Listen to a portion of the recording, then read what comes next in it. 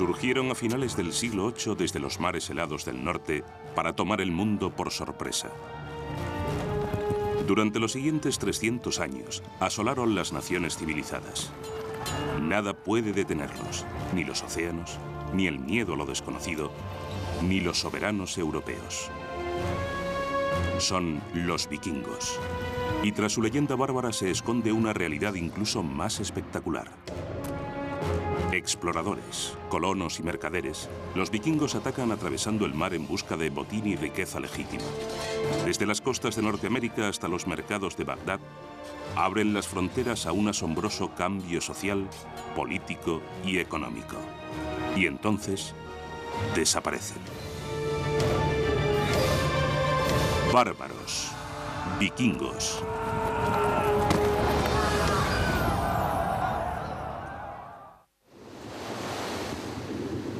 Hace 1200 años, los vikingos irrumpieron desde el Mar del Norte como bestias desatadas sobre un mundo desprevenido. Vienen de una tierra de profundos fiordos, estériles granjas y amargas rivalidades entre clanes. Hoy se llama Escandinavia. Dejan atrás leyendas sobre su violencia y su coraje, sagas de exploración y conquista, y algo incluso más notable enterrado bajo la tierra de su patria escandinava. Noruega, año 1880.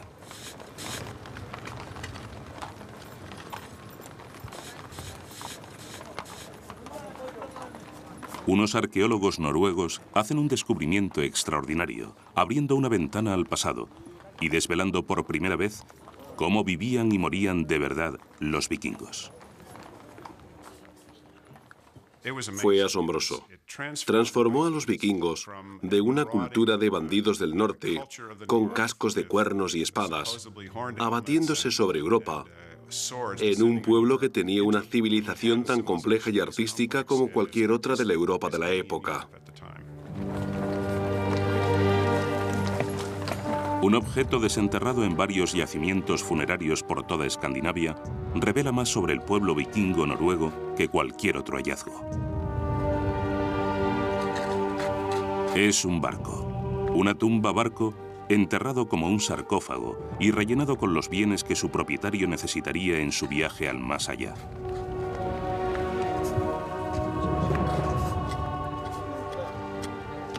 La única forma de trasladarse de un sitio a otro era en barco, y diseñaron unos barcos maravillosos. Cuando empezaron a excavar por primera vez, no podían creerse que aquellos barcos extraordinarios navegaran de verdad y fueran maravillosamente seguros para la navegación, muy manejables, y además tenían un calado de menos de 10 centímetros y podían remontar ríos. Una de las cosas maravillosas que hacían los vikingos muy a menudo con los grandes personajes era enterrarlos en sus barcos con toda su impedimenta, porque creían que la muerte significaba un viaje. Se metían en el barco todas las pertenencias que uno podría necesitar en la vida eterna y se enterraban. Así que está todo muy bien conservado. ¿Quiénes eran esos misteriosos bárbaros con sus elaborados enterramientos? ¿Qué les llevó a convertirse en la maldición de la Edad Oscura? Es finales del siglo VIII en las tierras altas de Noruega. Tenemos algunas indicaciones de cómo era la vida para los vikingos antes de que se hicieran a la mar y empezaran sus ataques. Tendían a ser un pueblo sedentario, orientado a la agricultura, y que estaban bastante organizados alrededor de aldeas o clanes de algún tipo, probablemente de origen familiar, aunque no estamos seguros de ello.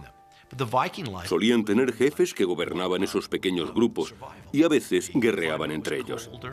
El clima era más frío que en el resto de Europa. El tiempo a veces podía ser brutal. Probablemente era difícil permanecer con vida, y es algo importante a tener en cuenta. En la aurora de la era vikinga, la granja familiar es la unidad económica base de la vida noruega. Como granjeros y pastores, siembran grano y hortalizas durante las cortas estaciones de cultivo y dependen mucho del ganado. La paz en las tierras del norte está a punto de acabar. La población vikinga en expansión incrementa la demanda de tierra fértil. La tensión se hace insostenible. Inevitablemente se desata la violencia entre los clanes vikingos. Los más fuertes atacan a los débiles. Los asaltantes caen sobre los granjeros con hachas y espadas. Y una violencia brutal. Comienza un conflicto sobre las tierras sin ningún tipo de ley. El rey era básicamente un hombre que tenía una granja grande con sus vasallos, sus granjeros y sus esclavos. Y cada vez que le apetecía enfrentarse a alguien, reunía a todos sus hombres e iba a atacarle. Los vikingos entraban en un pueblo, agarraban todo lo que podían y se volvían a marchar. Así que no eran excesivamente sofisticados, pero sí muy eficientes. Con escasez de tierra y de riqueza en el país del norte, algunos vikingos ponen a un lado sus diferencias y se preparan para buscar fortuna en otro lugar. Las manos y las herramientas que un día dieron forma a los arcos de los graneros se dedican ahora a otra tarea. A lo largo de las costas de los fiordos norteños se está fabricando algo. Algo que cambiará las vidas de este pueblo. El barco vikingo.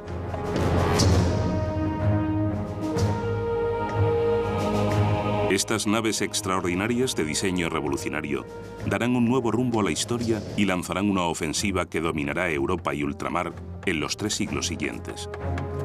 En su barco, los vikingos condensan siglos de técnica de construcción naval y destreza en la navegación.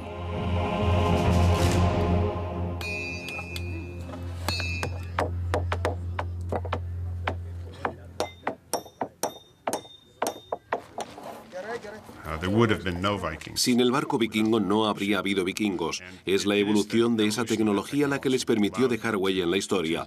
Con el tiempo, aprendieron a construir barcos lo bastante fuertes para navegar por el Atlántico Norte y para recorrer largas distancias. Se podía fabricar uno de esos barcos en un mes o 6 semanas, y el diseño era siempre exactamente el mismo.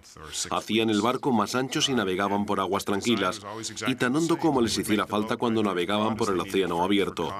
Cuando necesitaban un barco de ataque que pudiera remontar los ríos de Rusia a Europa, un barco que penetrara en el corazón del continente, podían utilizar el mismo diseño y la misma técnica, pero en una versión de menor tamaño. Eran tan ligeros que se podían transportar porteándolos, se podían remolcar por los ríos y navegar a vela. Ese era uno de sus rasgos importantes, porque sus barcos eran rápidos como un rayo y no había nada que pudiera atraparlos. Ya no se trata de una nave costera como muchas de las del Mediterráneo.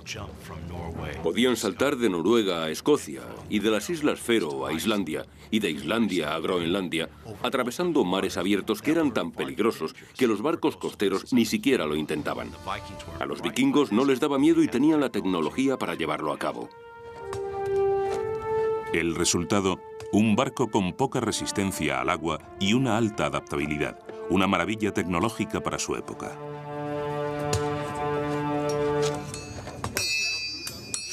A los vikingos no les guía un único rey, ni un gobierno central. Cada aldea noruega actúa de modo independiente. Cada una proclama a su propio rey. Los vikingos se alían entre ellos para las misiones peligrosas, dejan atrás a las mujeres y los niños y zarpan. En busca de botín. Y llevan armas adecuadas para el pillaje.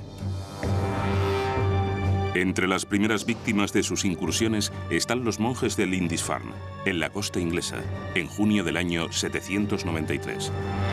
Lindisfarne es la sede del monasterio de San Cuthberto, uno de los lugares más sagrados de las islas británicas, rico en devoción y en otros tesoros más tangibles.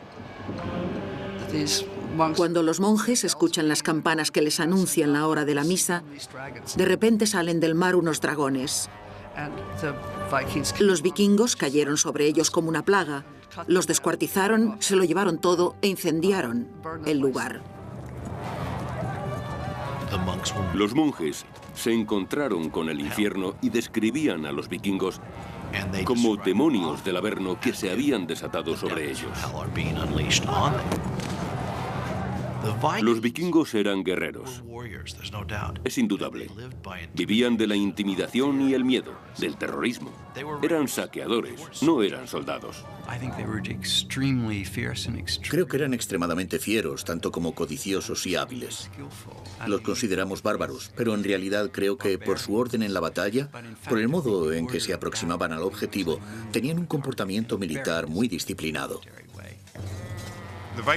El guerrero vikingo es una máquina de guerra muy sencilla.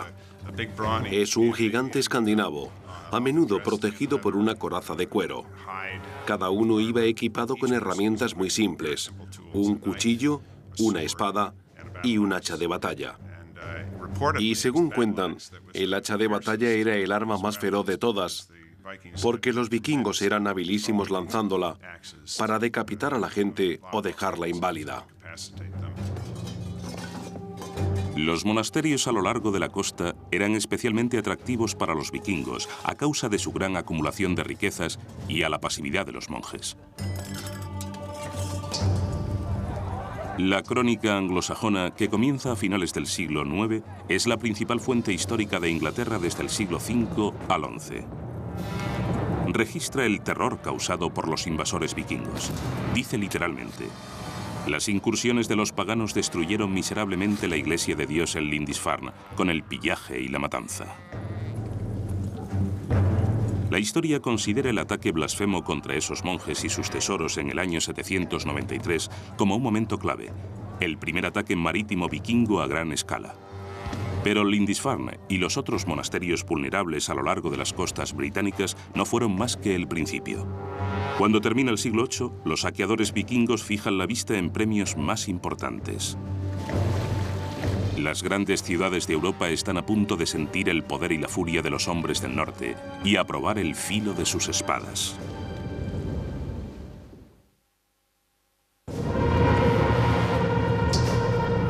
Los vikingos partieron de Escandinavia con el pillaje como objetivo. El ataque a Lindisfarne del año 793 desencadena un infierno de barbarie vikinga que amenaza extenderse a toda Europa.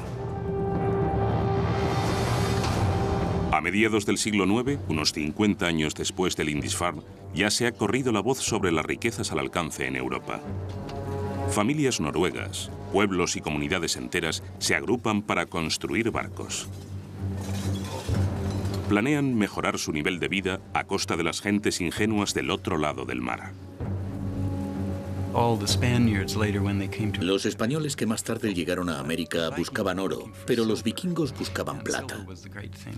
La plata era lo más valioso para ellos, y muchos de los objetos religiosos y de los elementos que se encuentran en los monasterios estaban hechos de plata. Las facciones vikingas zarparon cruzando el mar sin un jefe único que los dirigiera. Sus flotas agrupaban a veces montones de barcos. Pero aún así, cada flota actuaba independientemente, haciendo que la oleada de incursiones fuera más difícil de detener. La ambición de los jefes vikingos empezó a crecer, a la par que lo hacían sus reputaciones individuales. Europa era suya. Solo tenían que conquistarla. Europa es un continente extraño surcado por ríos, casi todos navegables. A diferencia de Norteamérica o África, que solo tienen unos pocos ríos grandes. Europa tiene muchos, así que los vikingos pueden meter sus barcos por casi cualquier gran caudal de agua. Sus barcos son largos y estrechos y no requieren mucho agua. Uno de los primeros ataques fluviales se produce en el año 845 a manos de un infame jefe vikingo danés llamado Ragnar. Con una flota de 120 barcos, se inspira en el recuerdo de Lindisfarne para elevarlo a otra escala. Su camino hacia la batalla es el río Sena, su objetivo, París. Incluso antes de llegar a la ciudad, los vikingos de Ragnar diezman la vanguardia de las fuerzas francesas a orillas del Sena, reservándoles a los prisioneros franceses un cruento final. En el fondo eran terroristas que confiaban que el miedo que inspiraban les facilitara el paso. No querían trabajar más de lo necesario e intentaban ser lo más crueles posible. Había un vikingo famoso al que llamaban el amante de los niños porque lanzaba bebés al aire y los pinchaba en su espada cuando caían. No eran buenas personas. Se dice que los vikingos de Ragnar ahorcaron a 111 prisioneros ese día. Un monje local llamado Emmentario describe el asalto vikingo y la devastación que le sigue durante décadas a lo largo de los ríos Sena y Loira y más allá.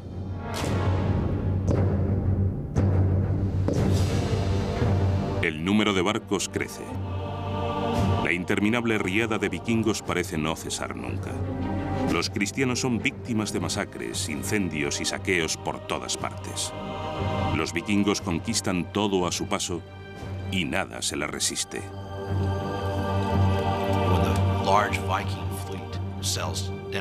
Cuando la gran flota vikinga navega por el Sena hasta París, la gran ciudad está bien defendida.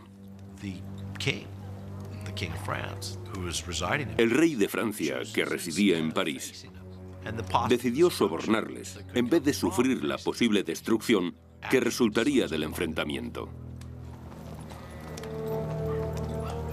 El rey de Francia, Carlos el Calvo, le paga a Ragnar casi 6 toneladas de plata y oro para que los saqueadores se vayan y no regresen jamás.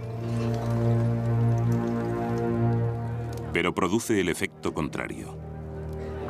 Cuando se corre la voz de que se pueden obtener tributos como botín, que hay tierra y mercancías por todas partes, el pillaje del norte de Europa y de todo el continente continúa con todavía mayor fervor. Entre los años 790 y 1100, los vikingos siguen el curso de todas las grandes rutas fluviales y marítimas hacia el corazón del continente. A los vikingos les aguarda un nuevo mundo.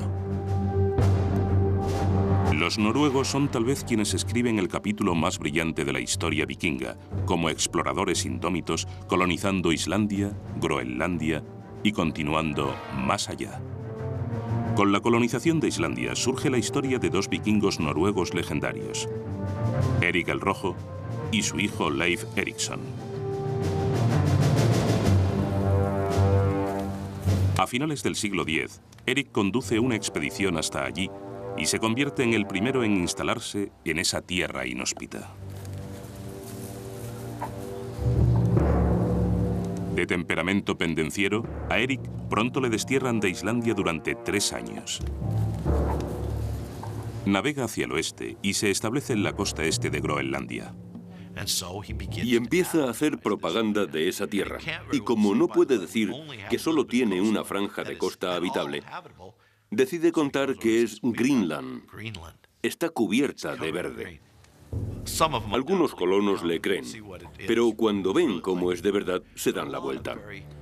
Pero muchos vikingos fuertes, recios y emprendedores se quedan y se enfrentan a una vida durísima.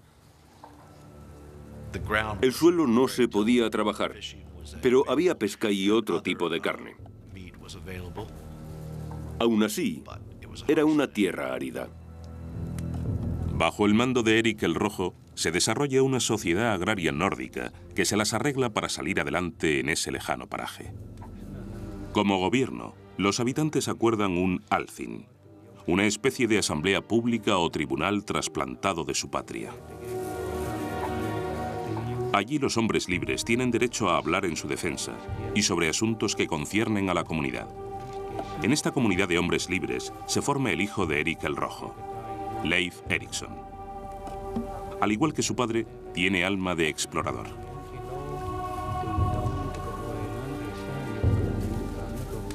En el año 1000, zarpa de Groenlandia. Leif Erikson sigue el rumor de otro vikingo que cuenta que, navegando hacia el oeste, a la otra colonia de Groenlandia, fue alejado de su ruta por un vendaval. Cuando recuperó el rumbo, apareció frente a la costa de una tierra muy verde y frondosa. Y Groenlandia no era verde ni frondosa. Siguiendo los rumores de una tierra desconocida hacia el oeste, Leif Erikson descubre un nuevo mundo. Es algo fascinante y muy polémico. Personalmente, creo que América fue descubierta por los vikingos en el año 1000. Se ha fechado con carbono la presencia de Leif Erikson en Terranova, precisamente en el año 1000. Así que sabemos que los vikingos llegaron por lo menos hasta Terranova y probablemente más lejos hacia el sur. Los intentos de colonización americana de los groenlandeses fracasan. Se estima que el asentamiento de Terranova duró solo una década. Pero 500 años antes de que Colón llevara a cabo su gesta, los vikingos unieron los hemisferios oriental y occidental.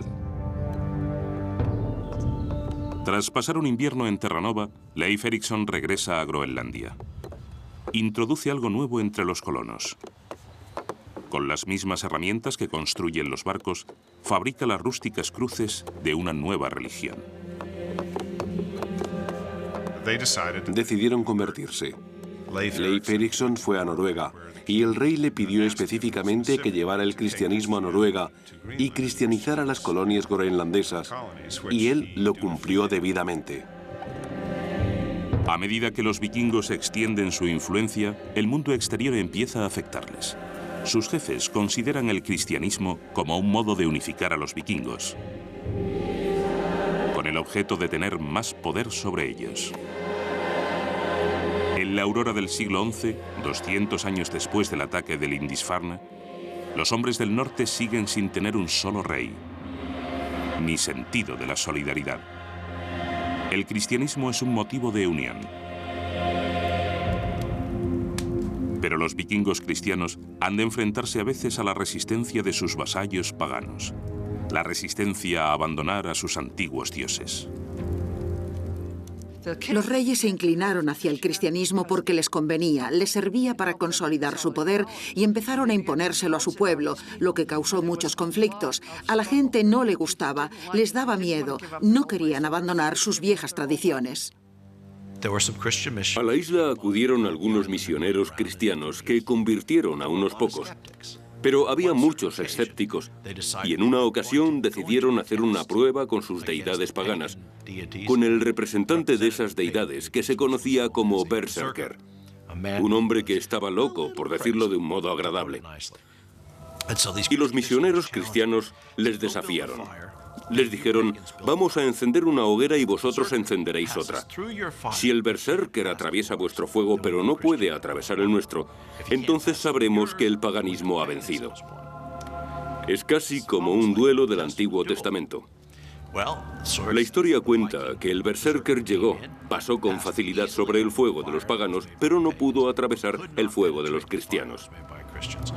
Así vieron todos que el cristianismo era la religión verdadera y se convirtieron.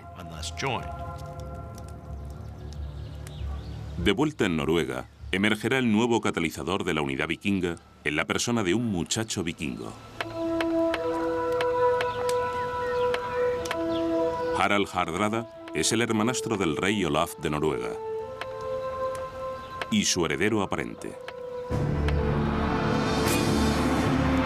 Solo tiene 15 años y ha luchado en el bando perdedor de una guerra civil vikinga. Pero volverá.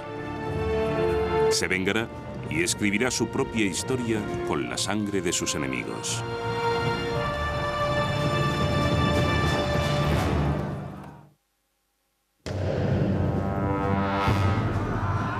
Los vikingos se extienden por Europa como una plaga asesina.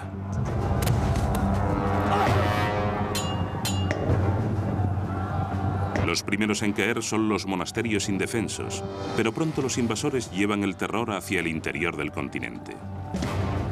Al final, los vikingos acaban luchando entre ellos.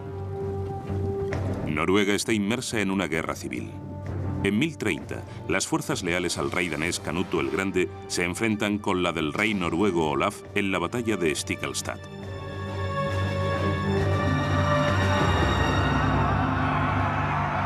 Entre las cenizas de la lucha fratricida que ensangrienta la tierra y el alma de Noruega, se alza un joven guerrero, Harald Hardrada, hermanastro y heredero del rey Olaf. A mediados del siglo XI, cuando Harald se hace adulto, desarrolla la ambición de guiar y unificar a Noruega. Pero primero tiene que adquirir el poder para llevarlo a cabo. Harald era un personaje interesante.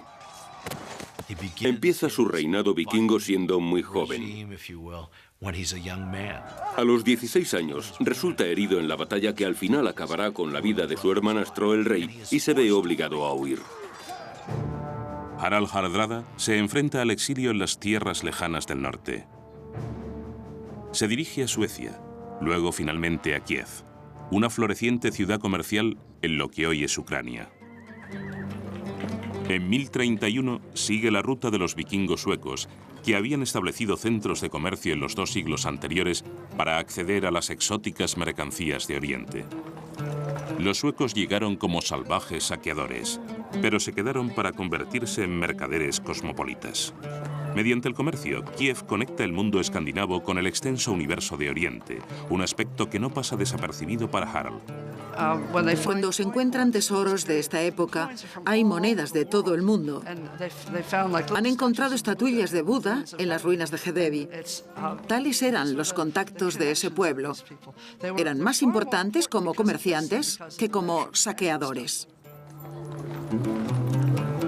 Es en esta encrucijada de cultura y comercio donde Harald se da cuenta de que sin un mercado para su botín, su poder es limitado.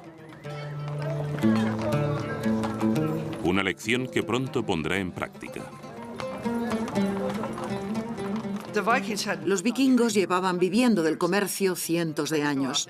Cuando saqueaban un monasterio y cogían un montón de copas y manuscritos, no se los llevaban a casa. ¿Para qué les servían?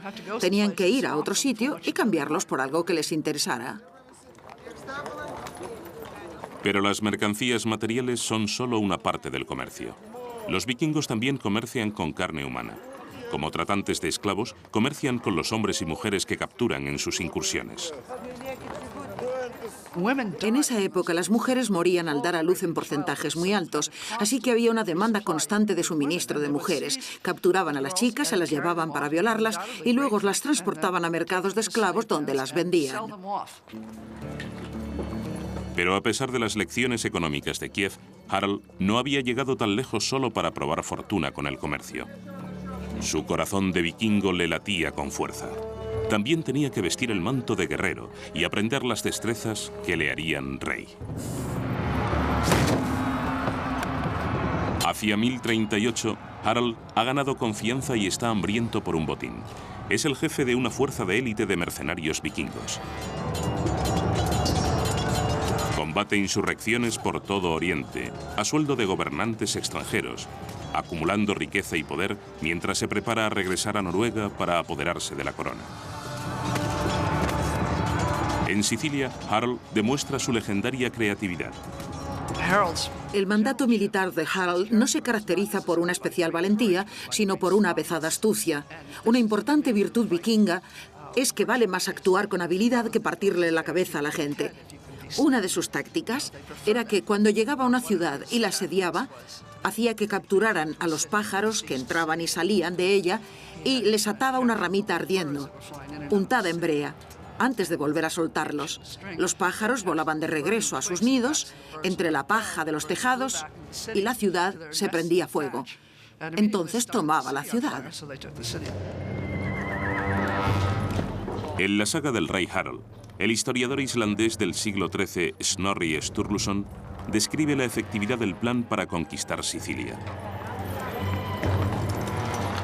Entonces, toda la gente salió de la ciudad implorando misericordia. La mismísima gente que había estado gritando durante días insultos desafiantes contra el ejército y su jefe. Harald perdonó la vida de todos aquellos que suplicaron clemencia y se apoderó de la ciudad.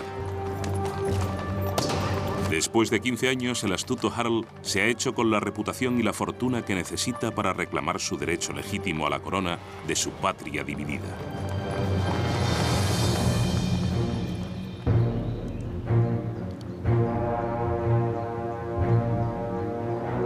En 1046 regresa a Escandinavia como un mercenario famoso con las riquezas y ambición de un rey, pero sin el título.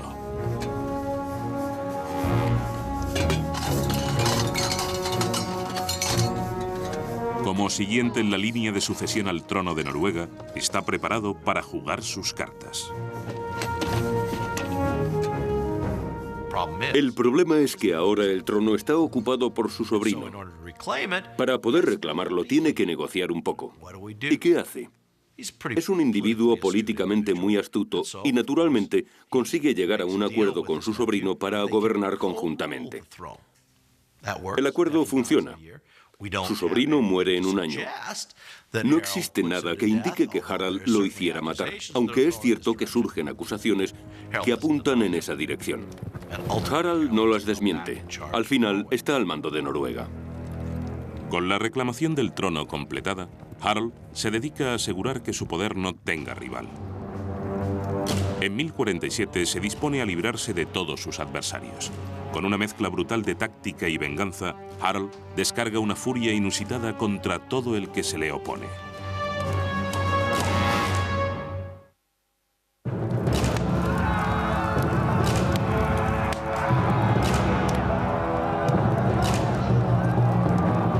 En 1047, después de muchos años de perseguir el poder, Harald Hardrada se convierte en rey de Noruega.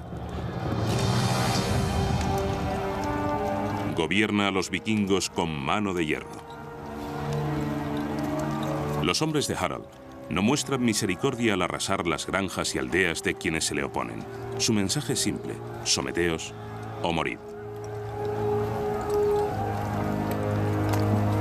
Por todo el país, los enemigos de Harald pagan el máximo precio por su deslealtad.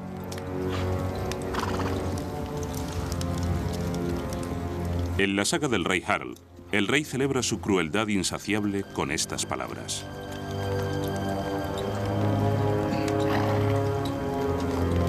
mataré sin compasión y recordaré todas mis matanzas. La traición será erradicada por las buenas o por las malas antes de que me afecte. Los robles de la insurrección crecen de las semillas de la traición. Con la insurrección aplastada, es hora de celebrarlo. Los partidarios del rey Harald acuden a la larga casa de troncos para un lujoso banquete. Si tenías mucho dinero, mucho oro, eras el hombre más importante entre los vikingos porque te lo gastabas en el pueblo. Así es como creaban sus ejércitos. Había que darle de comer y cubrirlo de oro porque era lo que querían. Tenías que darles un anillo de oro cuando hacían algo bien o una copa de oro o skald. Necesitabas tener un tesoro enorme y si lo tenías te convertías en una persona importante. Ese fue el objetivo de Harald cuando se dedicó a saquear ciudades, porque así era como se acumulaba el oro. El señor vikingo era alguien que atraía a los otros hombres por la fuerza de su personalidad y necesitaba tener una reputación de triunfos, de llevarte de saqueo a cualquier sitio, obtener una gran victoria y sacarte de allí sin que te mataran. Así que los hombres se reunían en esas salas y celebraban enormes festines y todo el mundo recibía oro y bebía montones de hidromiel. Y de vez en cuando se juntaban y sacaban las espadas y salían a matar a alguien. Pero lo más importante era que esta gran sala vikinga constituía el centro de la vida de los vikingos. En la gran sala se cerraban los acuerdos políticos vikingos, se negociaban sobornos, se forjaban fidelidades y se formaba el poder. Era un sistema muy fluido que permitía a los vikingos aprovecharse de la situación que fuera y tomar decisiones, plantear nuevas fórmulas. Podía derrumbarse en un instante si un jefe moría en la batalla o le humillaban u ocurría algo.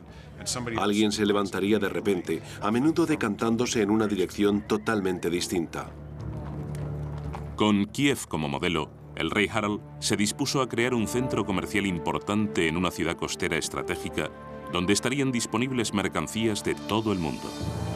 La ciudad de Oslo, destinada a ser uno de los grandes puertos de la región. El rey Harald sabe que el comercio unirá al pueblo vikingo y les aportará la estabilidad y la riqueza que desean. Los mercados de Oslo rezuman de mercancías de las granjas vikingas, trigo y hortalizas, pieles y telas. Los barcos vikingos traen productos de todo el mundo conocido: especias, oro, tejido, piedras preciosas y esclavos. Se comercia con cristal y cerámica de Alemania, joyas de plata de Francia y monedas de las lejanas tierras de Arabia.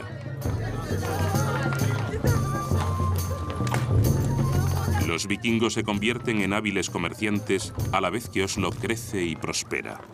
La rutina diaria de esta comunidad de mercaderes queda revelada por las mercancías enterradas con ellos, armas grabadas en oro, joyas y los objetos de madera corrientes de los propios vikingos. Pero el desarrollo de un centro comercial importante no hace más que azuzar el apetito de mayor poder y riquezas de Harald. Harald decide que ha llegado la hora de conseguir un objetivo más grande. Y ese objetivo más grande es Inglaterra. Se sube a un barco, una flota de barcos. Se le une el hermano rebelde del rey de Inglaterra y zarpa rumbo al sur. Cuando contempla Inglaterra y el futuro, seguro que Harald se imagina su propio imperio extendiéndose tan lejos como le lleven sus barcos. El antiguo refugiado ha obtenido un poder y un ascendiente político increíbles sobre su beligerante pueblo. Ya había derrotado a sus peores enemigos vikingos. Sus incursiones apenas encuentran resistencia. Inglaterra y sus riquezas parecen estar al alcance de su puño de hierro. Pero a Harald y sus hombres les aguarda un ejército duro y disciplinado, y una lucha mayor que cualquiera a las que se han enfrentado.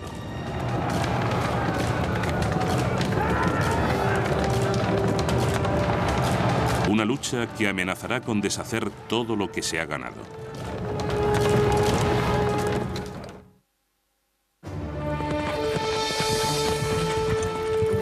Finales de septiembre de 1066. Un jinete porta urgentes y funestas noticias para la ciudad de York. El rey vikingo Harald se acerca. Los ingleses le conocen bien por su reputación de brutalidad. Solo una respuesta rápida y un gran coraje pueden detenerle. Harald ha comenzado su conquista por la costa, y tras ganar una rápida sucesión de violentos conflictos, parece que allí su victoria está asegurada.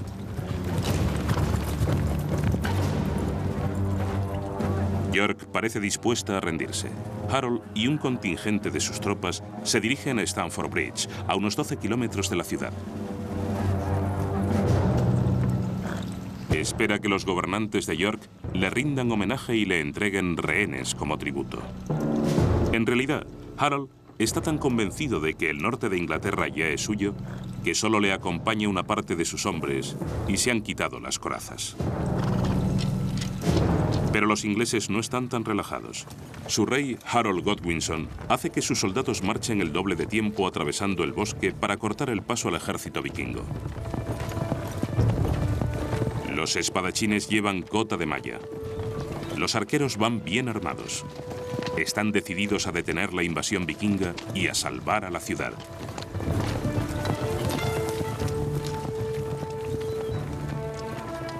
Cuando aparece el ejército inglés, o al menos eso cuentan las sagas, los vikingos se quedan asombrados al ver brillar al sol de mediodía las armaduras del ejército que se les acerca.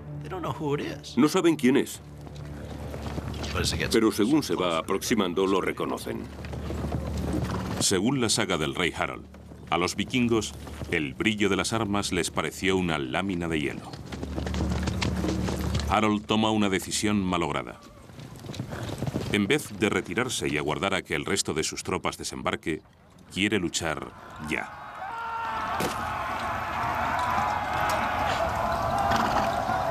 En un momento dado, los ingleses se retiran.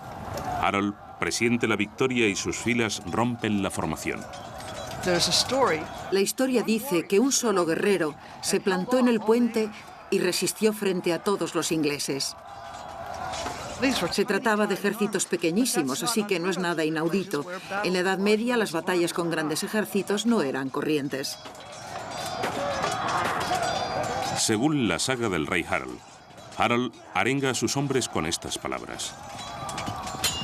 Llevad la cabeza siempre alta en la batalla, donde las espadas intentan machacar los cráneos de los guerreros malditos. El guerrero del puente los contuvo, pero una vez que le mataron, pudieron llegar hasta Harald. Con el puente abierto, los soldados ingleses se abaten sobre las tropas vikingas sin armadura, segándolas como hoces entre el trigo. La batalla es salvaje. Los vikingos emplean toda su habilidad y coraje contra un ejército que lucha por defender su patria. Los vikingos caen uno detrás de otro y su sangre empapa el suelo inglés en una terrible matanza. Las sagas vikingas narran la batalla. El corazón afilado por la lucha del jefe no se estremeció.